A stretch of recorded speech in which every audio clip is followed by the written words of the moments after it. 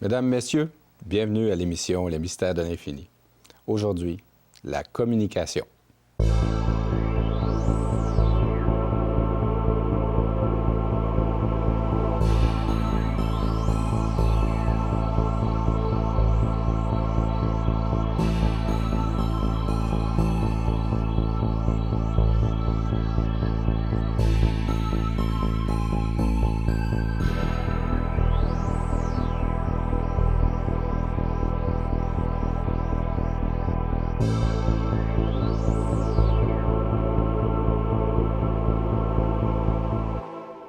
Alors, Mesdames, Messieurs, comme je vous disais, aujourd'hui, nous discutons sur la communication avec M. Normand Pinard.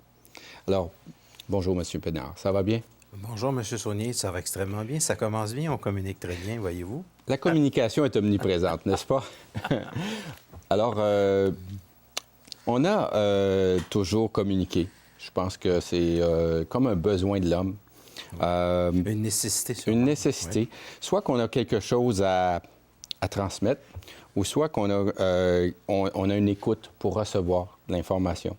Alors, vous, M. Pinard, la communication, ça passe comment? Vous communiquez comment? Bien, on va se comprendre au niveau social, d'accord? Au niveau social, c'est sûr que ce que je trouve intéressant aujourd'hui, c'est le domaine de l'Internet. Donc, les gens qui veulent communiquer avec moi sur monsieur, madame, tout le monde, c'est sûr que tout passe par le côté de l'Internet. Donc, mon Internet est extrêmement développé parce que j'ai commencé quand même en 96-97, et avoir un site web. Et on l'a développé, et maintenant, c'est rendu quelque chose de très vaste.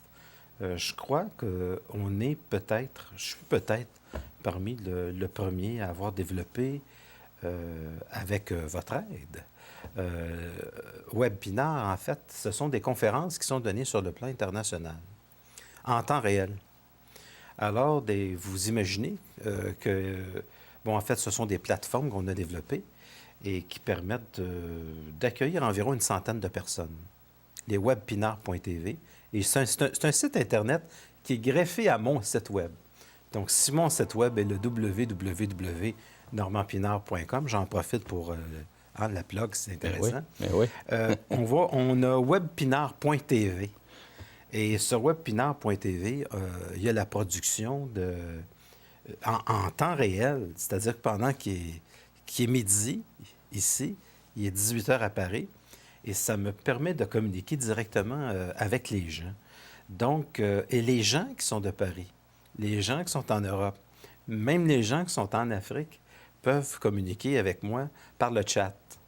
Donc, il y a une valeur de communiquer en temps réel, en direct. Il y a une valeur de communiquer en direct, en temps réel, parce que c'est extrêmement vivant. C'est de plus en plus rare aujourd'hui, d'ailleurs, le direct. Hein, dans le domaine des médias? Oui.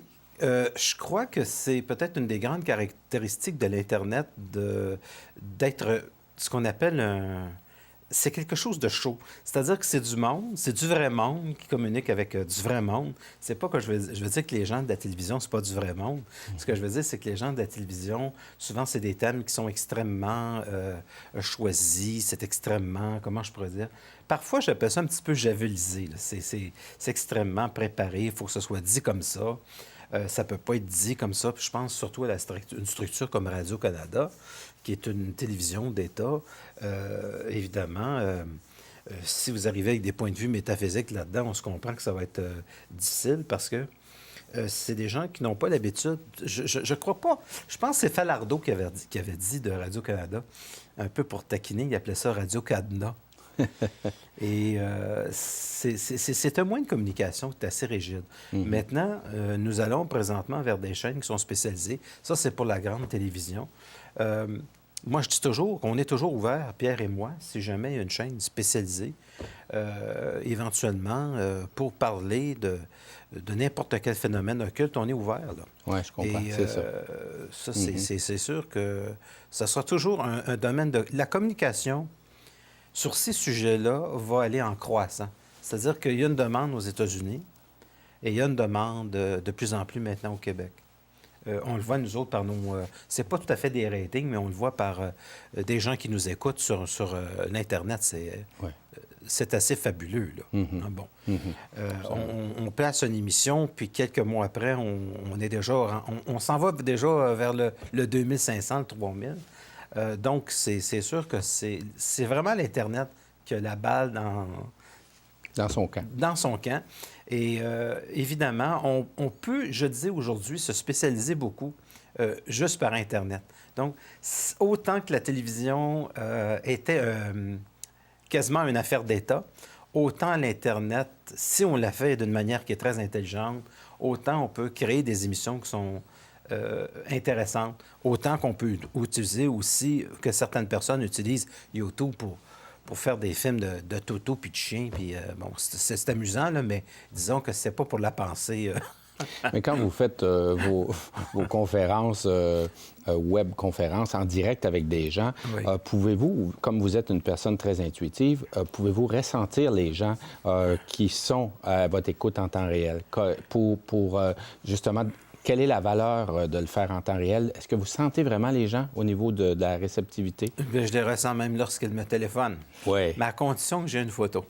Je comprends. Donc, c'est un outil d'intuition. Je fonctionne beaucoup intuitivement. Donc, si j'utilise, par exemple, le téléphone avec une photographie, je vais me baser pour la voyance avec une photographie. En ce qui concerne webpinard.tv, le chat, peut-être un peu moins. Parce que quand on réalise ces émissions-là, webpinard.tv, c'est des émissions pour communiquer un discours, en fait, un contenu, un thème. Donc, c'est pas tellement pour ressentir les gens que je le fais. C'est pas dans une optique de voyance, c'est dans une optique de communiquer une vision métaphysique du monde, avec un thème qui est métaphysique. Donc, on peut parler comme, par exemple, du supramental, on peut parler, ça peut être un thème. On peut parler du phénomène de la synchronicité, ça peut être un autre thème. On peut parler de la mutation de la conscience, ça peut être un autre thème. Donc, c'est plutôt, moi, c'est ce que j'appelle, excusez l'anglicisme, c'est plutôt peut-être du output, que ça va vers l'extérieur et je communique à ce moment-là. Oui.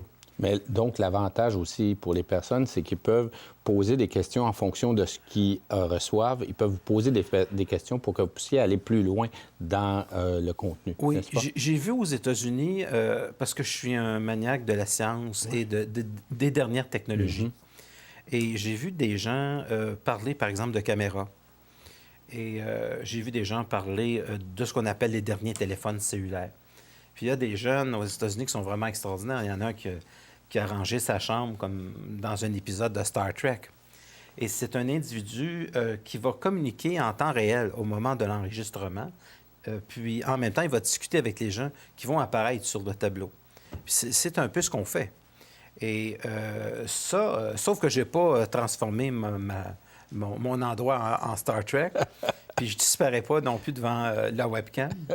Fait que c'est une aventure extraordinaire parce qu'on peut dire que ça n'a pas de limite. À part se dématérialiser et apparaître dans un autre endroit, ça n'a pas de limite.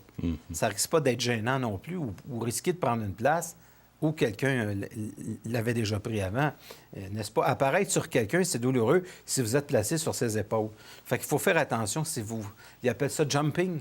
Jumping, dématérialisation, matérialisation. Donc, c'est un moyen d'outil. D'abord, le site Web. Le site Web va donner sur les méthodes que les gens peuvent me consulter pour la voyance.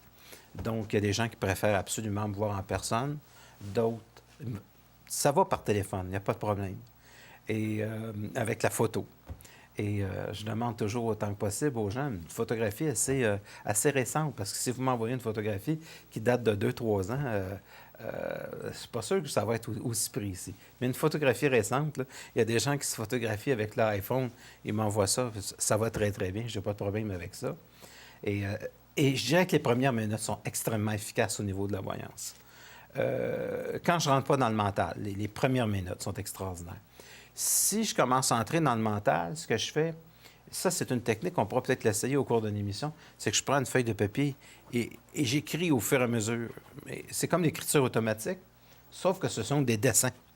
Puis ça me permet de communiquer directement avec une sorte de channeling, si on veut, pour employer le mot, une sorte d'état second de la conscience. De laisser passer un feeling, de laisser passer une sorte de communication, de flash. Donc, c'est une communication à un autre niveau. C'est le téléphone d'une race du futur, ça, peut-être. Mais pour le moment, l'Internet, c'est quelque chose d'extraordinaire. Puis il y a finalement nos conférences. Donc, on organise des conférences. Ça aussi, dans les conférences, c'est encore une fois, c'est beaucoup de output. Je vais dans un état qui est presque un état de transe et d'exaltation, si on veut, pour employer un mot français qui nous permet de bien comprendre les choses. Sauf que c'est une connexion directe. Et ça permet de sortir une information. Et souvent, ce que les gens me disent, et c'est très étrange, j'ai comme l'impression que vous m'avez parlé à moi toute la soirée. Et ça, c'est quelque chose qui revient depuis 28 ans. Il y a des gens qui partent en me disant, j'ai l'impression que à soir, vous avez répondu à mes questions concernant un problème que j'avais, puis ça vient de répondre. Puis on ne sait pas... C'est une communication, dans le fond. C'est une communication multidimensionnelle. Oui, oui. Donc, à la base, on a un outil technique qui s'appelle le web, mais on se rend compte qu'à partir du moment où il y a de la conscience, il y a la possibilité de diminuer l'espace, il y a la possibilité de diminuer l'impression du temps, il y a la possibilité de diminuer... c'est quand même assez fantastique. On se déplace en fonction de l'espace et du temps. On le sait quand on est aux prises dans un bouchon de trafic. Mais fondamentalement, au niveau de la conscience, il n'y a pas d'espace puis il n'y a pas de temps. Et ça, les gens, à un moment donné dans leur vie, vont l'expérimenter. Ils vont commencer par la télépathie. Ils vont faire des expériences. C'est tout. Mais quand on est un communicateur, et ça, je suis un communicateur, je pense en être un excellent, sans prétention. Il faut être capable, dans une conférence, en même temps, d'amener une dimension qui est légère, qui est amusante. J'aime beaucoup aussi amener une dimension qui amuse les gens. On ne peut pas être un conférencier enragé, là, vous savez, ça m'arrive, parce qu'il y a des gens qui me disent, on aime ça quand tu es enragé.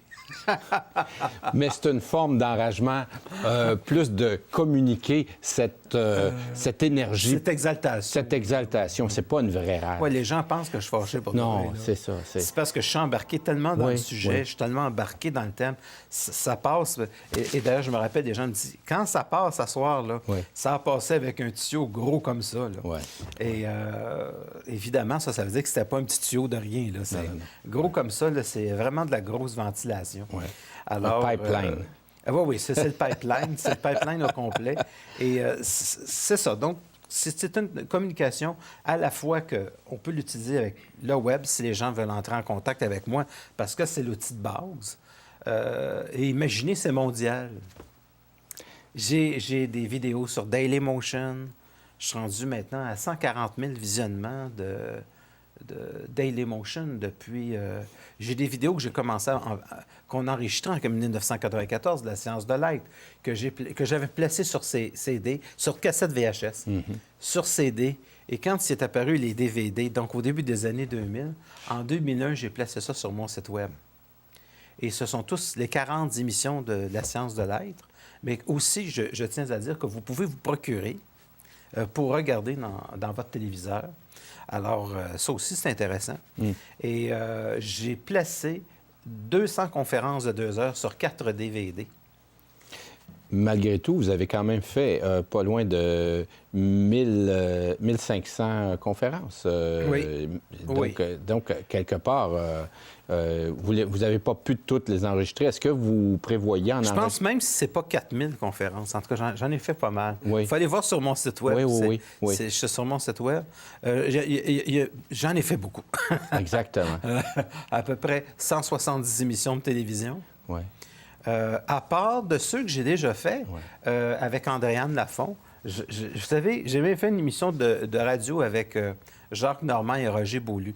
Peut-être que pour la majorité des gens, ça ne va rien leur dire, mais j'avais été interviewé dans la vingtaine à propos d'un projet d'émission, à propos d'un projet de mettre de la musique québécoise dans le métro. Et c'est la première fois que j'ai rencontré Roger Beaulieu et Jacques Normand. Et Jacques Normand m'avait demandé, Jacques Normand, là, il y a des gens qui ne s'en souviennent pas, mais pour les gens qui ont un certain âge, j'avais dit à Roger Beaulieu, vous savez, la musique que je veux mettre dans le métro, là, c'est faite pour faire pondre les poules.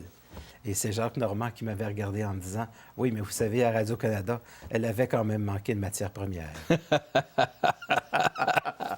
Alors, bon. Ça avait été quand même assez impressionnant d'être interviewé. Évidemment, notre fantastique Pierre Marcotte est un individu que j'avais trouvé extraordinairement intelligent à l'époque. Réal Giguère. Oui. Au niveau de l'intelligence, au niveau de la compréhension rapide de ce que j'allais dire. J'avais parlé du phénomène OVNI. Donc, on est en 1980-82. Il l'avait compris avec une très grande facilité. Fait que c'est là que ça m'a permis de rencontrer des grands communicateurs. Des communicateurs, à la fois, ils peuvent dire des choses extrêmement importantes, mais en même temps aussi, c'est des gens qui sont portés sur l'humour. Je veux dire que Jacques Normand, j'ai eu l'occasion de le voir à quelques reprises. Et c'est un individu que j'avais trouvé littéralement fascinant. Donc, il y avait une complicité extraordinaire entre Jacques Normand et Roger Beaulieu. Donc, ça a été une grande expérience. Ensuite, d'avoir croisé comme ça dans les studios avec Michou, une émission avec Michel Desautels, je me souviens plus de titre, c'était à Radio-Canada. On finit par passer la porte à Radio-Canada. J'avais été interviewé sur le phénomène des ovnis pour l'Halloween. Hein. Bon. On n'a pas pris de chance. Ça prenait une émission spéciale. Ça prenait une émission. On n'a pas pris de chance. C'est Radio-Canada. Il faut faire les choses sérieusement. Ouais. Pour l'Halloween, pour la période de l'Halloween, on m'avait invité pour parler du phénomène OVNI avec des gens qui étaient sceptiques et avec d'autres personnes aussi. Et puis finalement, ça, je pense que c'est en 1990. Donc, c'est pas tellement loin. Donc, cette communication à la fois à la radio, je remercie beaucoup Alain qui m'a fait connaître... Alain, le producteur? Non, celui qui m'a fait connaître la radio. Je remercie Alain Labelle. En 1972, 73, 74, de m'avoir fait connaître tout le domaine de la radio. Et même c'est ce qui m'a amené plus tard à CIBL puis c'est là que j'ai croisé rien de moins que Guillaume Lepage. Et vous ne devinerez jamais ce que j'ai dit à Guillaume Lepage, qui ne s'en souvient peut-être plus aujourd'hui. On espère que vous vous en souvenez. Moi, je m'en souviens très bien. J'avais fait une émission avec un monsieur qui s'appelait Claude de Saint-Alphonse. Et puis Guillaume Lepage était arrivé à côté de moi en me disant... il a l'air flyé, ton invité. J'ai dit, Guillaume, monsieur en question... De vous? Non, en parlant de mon invité. Oui, OK. Et puis j'ai dit, oui, c'est un invité intéressant dans son domaine. Mais Guillaume, c'est un bonhomme qui est extrêmement terre à terre. Hein? Puis pour lui, c'était quelqu'un de flyé, pété. Alors, mais je me rappelle quand même avoir dit à Guillaume Lepage, je pense, là, on est en 1982, j'ai dit, sais-tu, Guy, tu devrais faire de la télévision. J'ai dit, dans Rock et Belles Oreilles, vous êtes tellement bon. Parce qu'ils avaient fait une parodie de CHOM-FM, Chaume-FM. Puis j'étais tellement hilarant que finalement, on a tous commencé à quelque part au même endroit. On s'est tous croisés. Et on a beaucoup de gens de la télévision, de la radio qui se sont croisés à cet endroit-là. Et finalement, je suis le premier à avoir dit à Guillaume Lepage, tu devrais faire de la télévision. Mais il faudrait faire venir Mesmer. Oui. Pour le mettre en état d'hypnose. Pour qu'il s'en souvienne. Pour qu'il puisse s'en souvenir. Oui. Et ça, c'est une chose que si je rencontre Mesmer, là, il faudrait mettre Guillaume Lepage en état d'hypnose pour se souvenir qu'on s'est tous croisés là à un moment donné, qui avait déjà un caractère très spécial, Guillaume Lepage. Mais c'est comme ça, en fait. Et j'étais déjà un passionné parce que les émissions portaient sur les ovnis, ça s'appelait Dossier OVNI. Donc, le premier Dossier OVNI qui est à CKMF. Ensuite, les deux autres dossiers OVNI que j'ai amenés à CIBL. Et puis ça a été en attente en 1984 d'une émission qui s'est appelée Photoflash, parce que j'ai fait de la photographie aussi, qui était un autre moyen de communication, d'expression artistique. Donc, ce qui m'a amené, que j'en ai fait longtemps, la photo. Vous savez, j'ai commencé en 1966 la photographie. Est-ce que c'est un moyen de communication, la photographie? Ah, mon Dieu, c'est extraordinaire. Ouais. C'est un moyen comme. C'est pour ça que j'ai besoin de photos quand Oui. je fais de la voyance. Oui. Parce que la photo, c'est cochon. C'est sensuel. Oui. La photo, c'est la peau d'un corps. La photo, c'est. Que ce soit là, tu photographies un champ. Là, je m'en vais avec Photoshop ou des logiciels et j'essaie de travailler la couleur. Pour moi, c'est un moyen d'expression qui est extraordinairement puissant. Ah, mon Dieu, oui. Ça, puis j'ai beaucoup d'envie pour un jeune homme comme Xavier Dolan qui réussit à son jeune âge à réaliser des films. C'est tellement jeune, c'est tellement extraordinaire. C'est ça, on a beau dire, ils ont des gens en avant, tu sais. Il y a eu des gens qui l'ont peut-être aidé, mais ça prend quand même le talent. Et je regarde ça, mais je dis, c'est quand même des merveilles du monde. Un coup que vous êtes identifié depuis 30 ans comme un communicateur, pour vous, sentez-vous que vous avez une responsabilité face à vos propos? On fait attention à la sensibilité des gens quand on est à la télévision. Peut-être que dans les web TV, dans les web que je fais pas attention.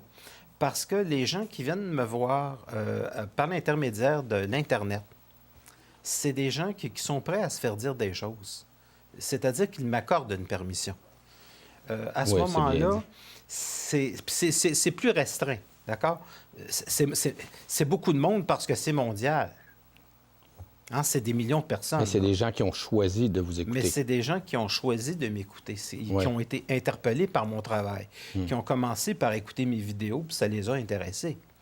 Et à ce moment-là, ben, quand on écoute les vidéos de quelqu'un, c'est parce qu'on est ouvert. Ouais. C'est pas quelqu'un qui risque d'être blessé par des valeurs ou etc. Lui est intéressé à ça. Elle est intéressée à ça. Elle connaît le personnage, ça vibre pour dire, votre personnage, OK, c'est correct. Alors, je peux aller beaucoup plus loin. Puis là, l'autorisation, en fait, qu'on me donne dans ce type de communication-là, c'est OK, vas-y. Vas-y, ne fais pas de censure, fais pas attention. Mais si je suis dans un endroit comme une télévision, c'est sûr qu'on est obligé de faire extrêmement attention à ce qu'on va dire. Parce que ça risque d'être mal interprété. C'est au niveau de l'interprétation qu'il faut être prudent, c'est ça? Il y a des sujets que j'aimerais beaucoup, beaucoup aborder, puis que je dis, comment est-ce que je peux aborder ça? C'est un sujet extrêmement complexe. C'est un sujet d'actualité. Ça serait de parler des femmes. Et je me dis, c'est tellement quelque chose de complexe, une femme. C'est tellement différent de l'homme. C'est tellement une autre planète que le miracle. Je me demande comment est-ce que ça fait pour fonctionner.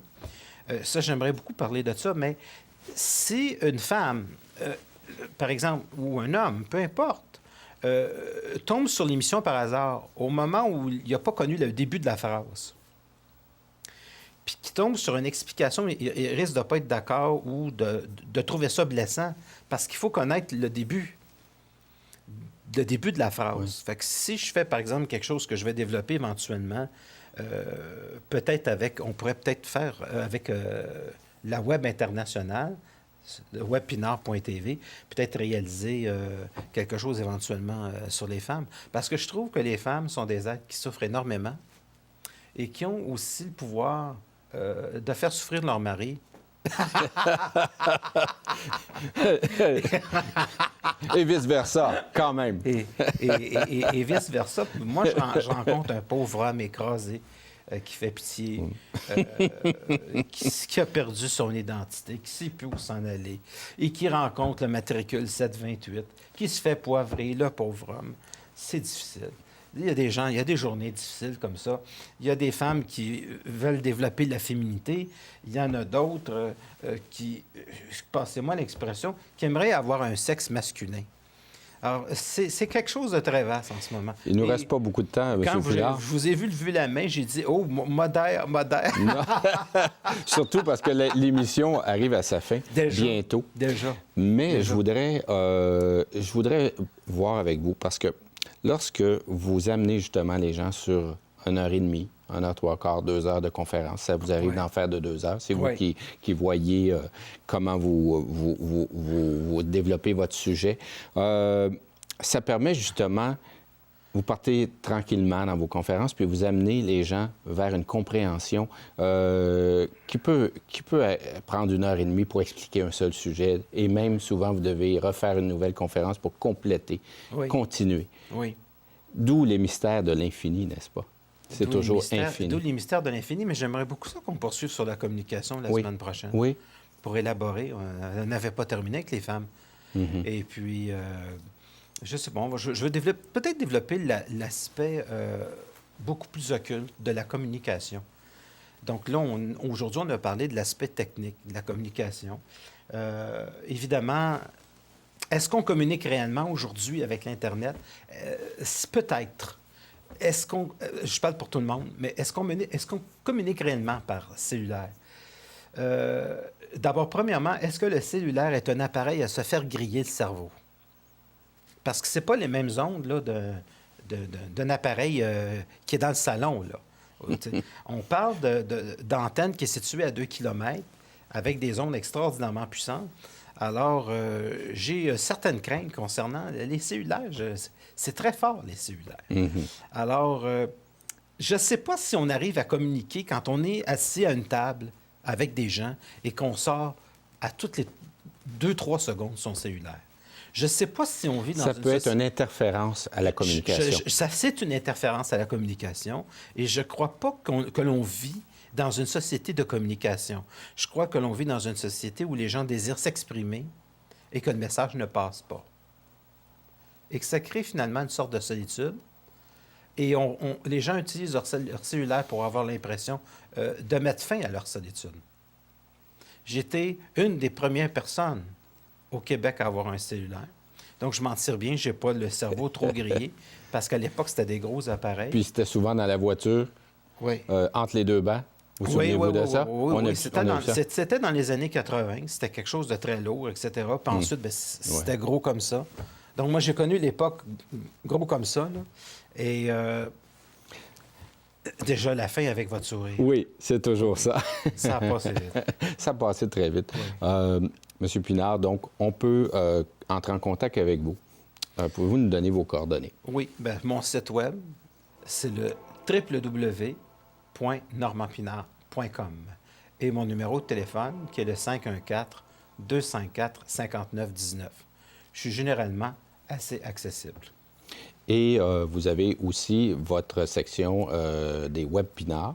Oui. Donc, les webinars sont les webconférences en direct. Il faut aller voir sur le site de www. Les webinars sont des conférences internationales. C'est-à-dire que ça se donne à Montréal, mais tous les gens de tous les pays de la francophonie peuvent assister à une conférence en direct et chatter avec moi en direct. Et éventuellement, aussi me parler. Oui. Alors, c'est sur www.webinars.tv. Oui. Hein, c'est ça. Alors, c'est ça. Puis c'est info pour les gens qui veulent oui, pour écrire. Appeler au poste de télévision, envoyer un courriel, c'est info@commercial-tvrl.ca. Alors, voilà. Merci, M. Pinard. Bien, c'est moi qui vous remercie. Nous allons continuer sur la communication à la prochaine émission. Je pense que vous en avez beaucoup à dire. Avec plaisir. Merci. Merci, mesdames et messieurs, d'avoir été présents. Et à une prochaine émission des Mystères de l'Infini.